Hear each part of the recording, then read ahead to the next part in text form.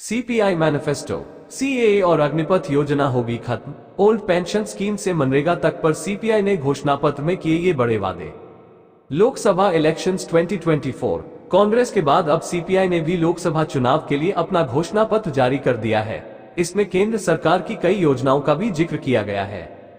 आगामी लोकसभा चुनाव के मद्देनजर सभी राजनीतिक दल अपने पार्टी घोषणा पत्रों का ऐलान कर रहे हैं।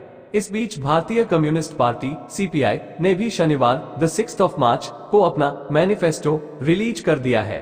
इसमें मनरेगा के तहत न्यूनतम मजदूरी बढ़ाने की गारंटी से लेकर ओपीएस को बहाल करने और सीएए अग्निपथ जैसी केंद्र की योजना को खत्म करने का वादा जनता से किया है। समाचार एजेंसी एएनआई के मुताबिक लोकसभा चुनाव के लिए सीपीआई की ओर से जारी घोषणा पत्र में पार्टी ने वादा किया है कि वो आरक्षण कोटा में 50% की मनमानी लिमिट को हटाने, 33% वुमेन रिजर्वेशन को तत्काल लागू कराने, मनरेगा के तहत मजदूरों का मिनिमम वेजेस 700 रुपये करने और पुरानी पेंशन योजना ओपीएस को बहाल करने की दिशा में काम करेगी।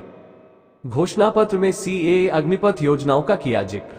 सीपीआई ने केंद्र सरकार के नागरिकता संशोधन अधिनियम सीएए और अग्निपथ योजनाओं का भी मैनिफेस्टो में जिक्र किया है। पार्टी ने सीएए और अग्निपथ स्कीम को सत्तारूढ़ पार्टी बीजेपी की दो बड़ी उपलब्धियों के रूप में माना है, जिनको सत्ता में आने के बाद खत्म करने की लड़ाई लड़ने का दम भी मैनिफेस्टो में भरा है। संविधान लोकतंत्र बचाने को बीजेपी को बाहर करना जरूरी। पार्टी घोषणा पत्र जारी के दौरान सीपीआई के महासचिव डी राजा ने कहा कि अगर हमें अपना संविधान, लोकतंत्र, देश के धर्मनिरपेक्ष लोकतांत्रिक ताने बाने को बचाना है तो बीजेपी को सत्ता से बाहर करना होगा।